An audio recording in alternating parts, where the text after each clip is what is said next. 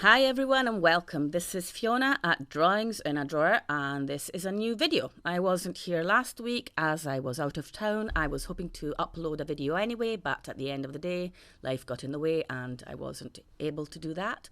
Hopefully I'll be back to uploading regularly, which is not very easy considering my life, but yeah, let's not go into too many details here. Today I'm going to be reviewing this Paul Rubens watercolour sketchbook.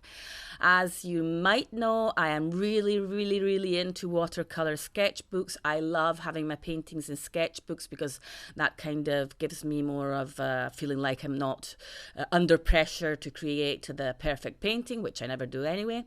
So I had read good stuff about this sketchbook.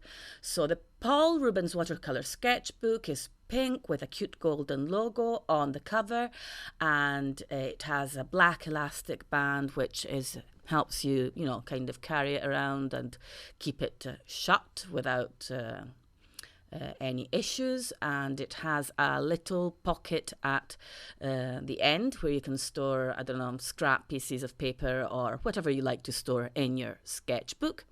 I was leaning over here to fish out the label which I had tossed into the bin to show you the information that's on the packaging of this book when you receive it. So it says it has 20 sheets, 300 GSM, and okay, that's the size on it. So it's 192 millimeters by 134 millimeters.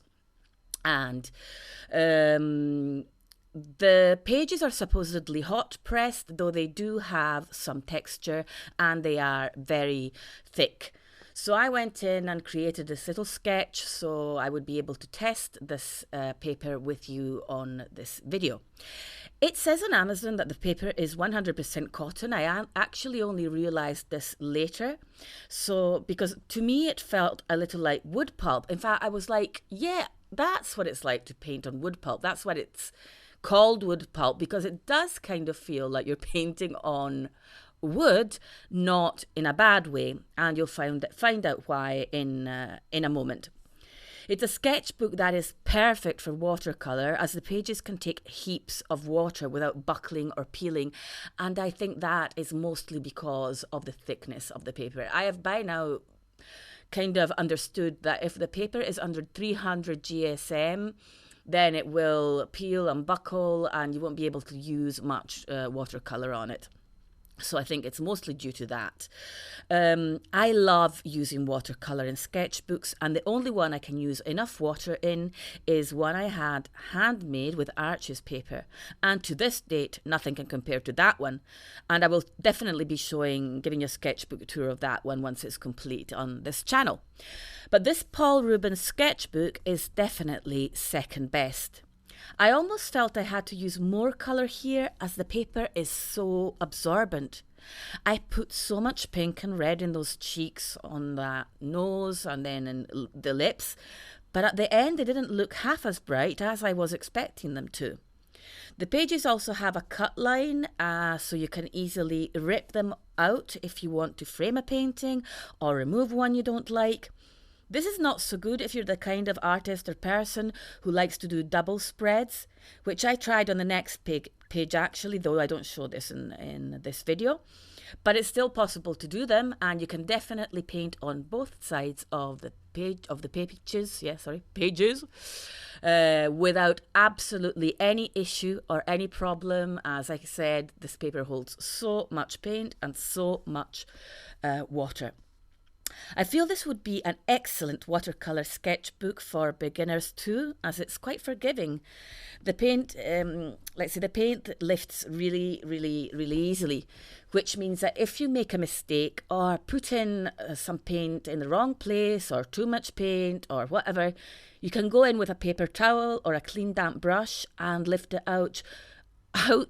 Lift it out much more easily than with other brands of paper.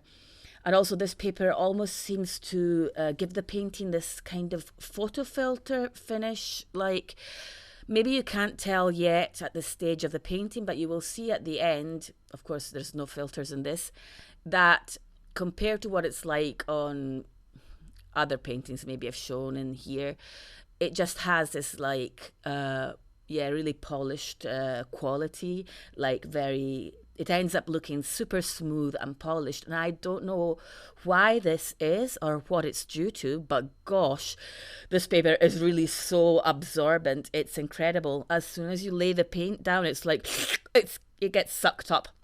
And you have to add more, which is something I have never encountered, but a trait I have to say I like, as layering is such a key element in watercolour painting, and especially when you're doing portraits and you want to achieve that really realistic and three-dimensional looking skin and features.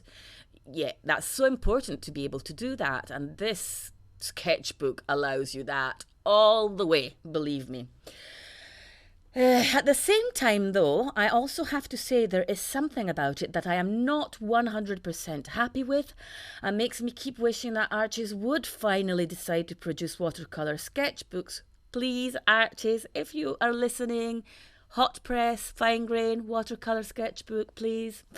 Well, anyway, as I said, on Amazon, it does say it's 100% cotton, but it doesn't feel or really look like it to me. Now, I am in no way saying it isn't cotton because they say it's cotton, so I'm assuming it is cotton. But there's something about the way the paint behaves on it that immediately made me think it was wood pulp. So up till now, it is definitely the best watercolour sketchbook out there on the market, if you don't count in the handmade Arches one, which isn't really on the market, really. I mean, unless you buy it from, I think, maybe Etsy, or you have someone custom make it for you. So there's, among the watercolour sketchbooks that are actually currently on the market, this is the absolutely best one that I have tried. It is my favourite one up till now. It is not perfection. So the search continues. It would be absolutely amazing if you guys could leave some advice in the comment box. If you could tell me what your favourite watercolour sketchbook is, what your least favourite ones are, so I don't make the mistake of buying something that would just make me waste my money. That would be truly amazing, because I am really, really hoping to one day get my hands on that sketchbook. I have heard that the one called Etcher is pretty good. Another thing I would really like, which there doesn't seem to be much of out there, would be a watercolour sketchbook in the shape of an actual book. So not one that opens vertically as this one does and as even the Hahnemuhle one did, but one that actually opens up like a book you can read, if you know what I mean. So one, it would make it easier to do sketchbook tours when filming, as you know, the tripod tends to get in the way when you're opening a vertical sketchbook. So it would be really great to find one that opens like a book, and it would be like reading a story almost. At this point, I went in and added elf ears for some reason. I'm not quite sure why. I just wanted to add an element that was kind of a bit surreal, a bit fantastic or whatever. And this painting ended up being a kind of, I don't know, there's going to be loads of thorns in this at the end. I also used some Kuretake Gansai watercolor, Japanese watercolors, as well as my palette you can see over to the right, which is a mix of Daniel Smith, Schminke, and Winsor & Newton artist grade watercolor paints. And I used the white in the Kuretake Gansai Tambi to go in and add some highlights that I had lost. So I think I am now going to leave you to watch the rest of this painting. And if you would like to see some of my work, more of my work, you can find me at the handle Drawings in a Drawer on Instagram, which is my art account. And it would be great if you could hit that like button, please, please, please, pretty please, and subscribe to my channel. And why not, while you're at it, also hit that bell button, which will send you a notification every time I upload a video, which hopefully will be once a week on Fridays as from now on. If you're interested in learning my technique on how to paint women in watercolour, you can find my class on Skillshare, and it's called Women in Watercolour by Fiona Di Pinto. And you can find all the links to this stuff in the description box. Thank you so much if you've been following this video up till now. And thank you so much in advance if you will be following me again next time I upload, if you will take a look at my other videos and send some love this way and help this channel out.